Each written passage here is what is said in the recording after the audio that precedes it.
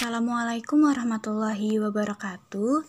Saya Alivia Fajriani, mahasiswi Universitas Islam Negeri Syarif Hidayatullah Jakarta, Fakultas Ilmu Dakwah dan Ilmu Komunikasi, jurusan Pengembangan Masyarakat Islam.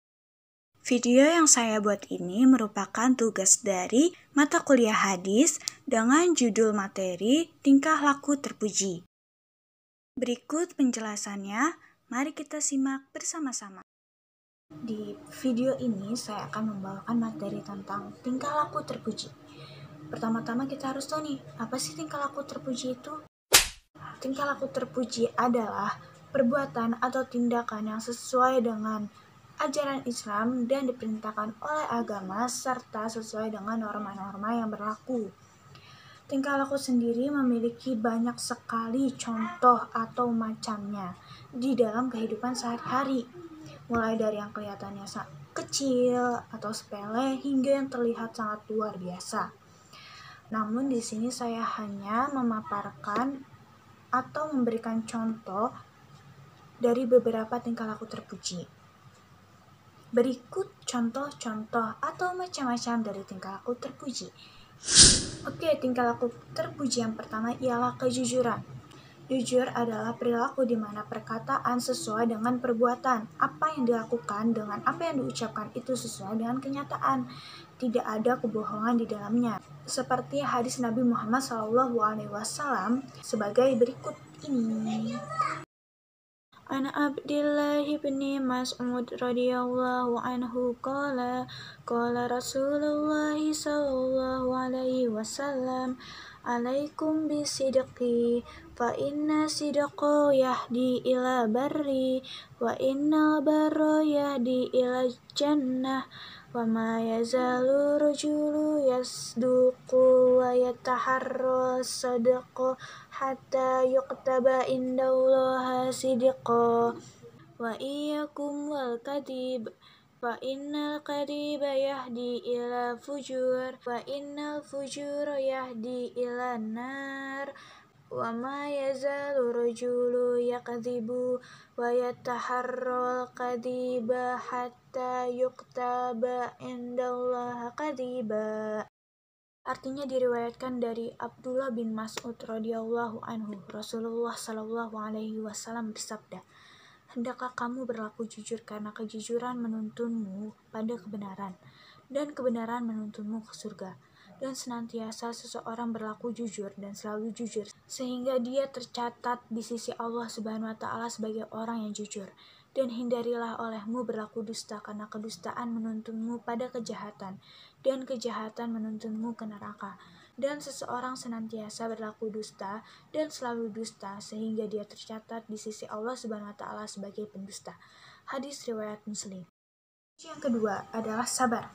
Sabar adalah perilaku di mana kita menahan hati dari berbagai macam emosi atau hal-hal yang terjadi dalam kehidupan serta menerimanya dengan lapang dada. Seperti firman Allah Subhanahu wa taala yang terdapat dalam surah Al-Anfal ayat 46 sebagai berikut. A'udzu billahi minasyaitonir rajim. Bismillahirrahmanirrahim. Wa ati'ullaha wa rasulahu wa la tanaza'u wa tafshalu wa tadhhaba rihukum wasbiru innallaha ma'as sabirin.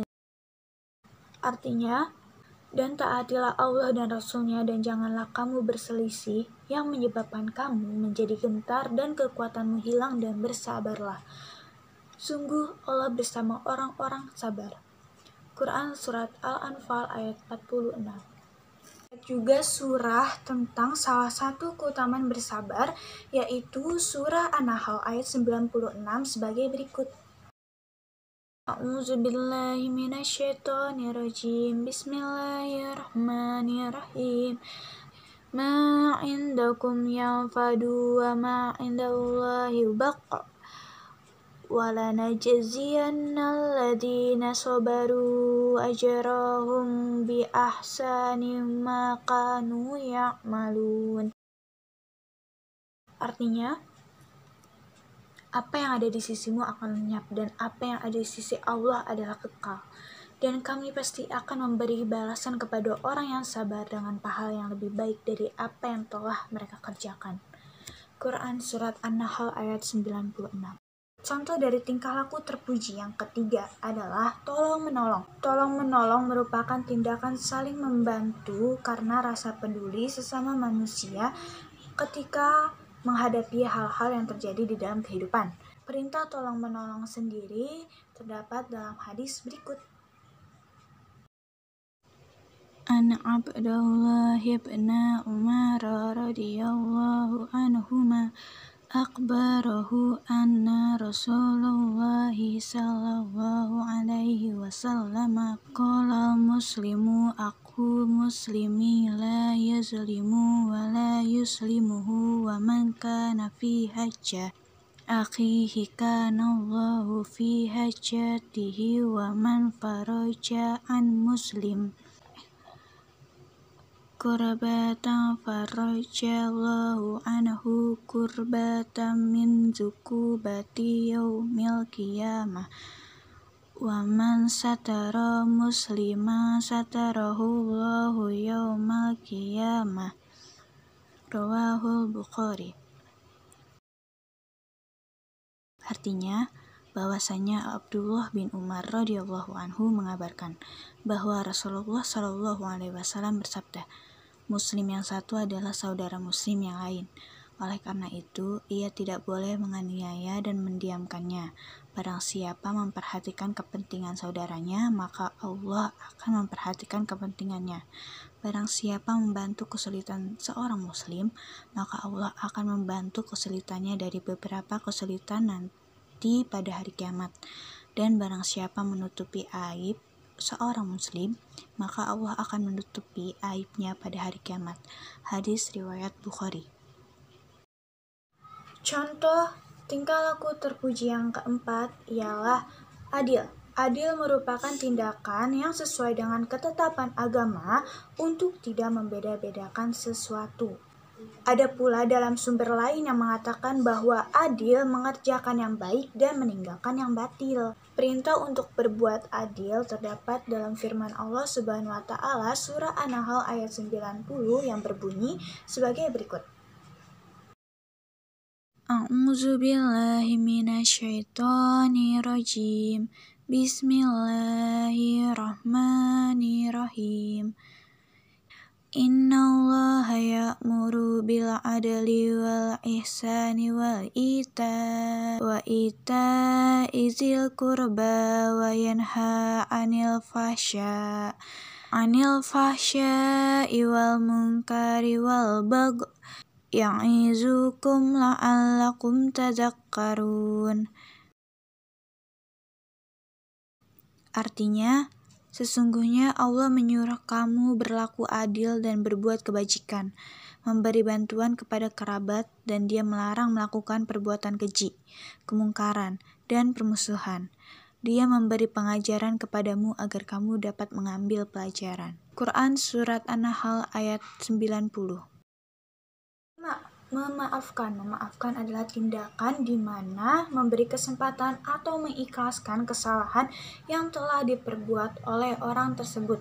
Dengan kata lain, sudah tidak ada rasa kesal atau rasa dendam kepada orang tersebut. Dalil tentang memaafkan terdapat dalam surah Ali Imran ayat 134 yang berbunyi sebagai berikut. A'udzu billahi minasyaitonir rajim. Bismillahirrahmanirrahim. Alladzina yunfiquna fis sarai wad dharai wal qaziminal ghaiza wal 'afina 'anil nas wallahu yuhibbul muhsinin. Artinya, yaitu orang yang berinfak baik di waktu lapang maupun sempit, dan orang-orang yang menahan amarahnya dan memaafkan kesalahan orang lain. Dan Allah mencintai orang yang berbuat kebaikan. Quran Surat Ali Imran ayat 134. Lantas bagaimana jika kita membuat kesalahan kepada orang lain, terus ketika kita meminta maaf orang tersebut tidak ingin memaafkan? Jadi jika kita sudah meminta maaf dengan setulus hati, dengan sungguh-sungguh, dengan penuh penyesalan, urusan dimaafkan atau tidaknya itu bukan urusan kita lagi, bukan tugas kita lagi. Jadi itu udah termasuk urusan, udah tergantung dari orang yang kita ajak bermaafan. Sebagaimana hadis Nabi Muhammad SAW disebutkan bahwa barang siapa yang dimintakan maaf dan dia tidak ingin memaafkan, maka dia menyerupai setan.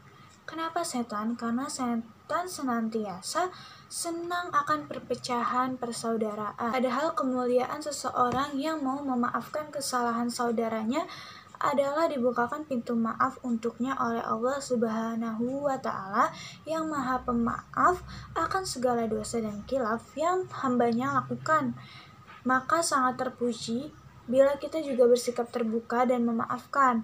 Bersyukur, yaitu sikap berterima kasih kepada Allah Subhanahu wa Ta'ala atas segala nikmat yang telah Dia berikan.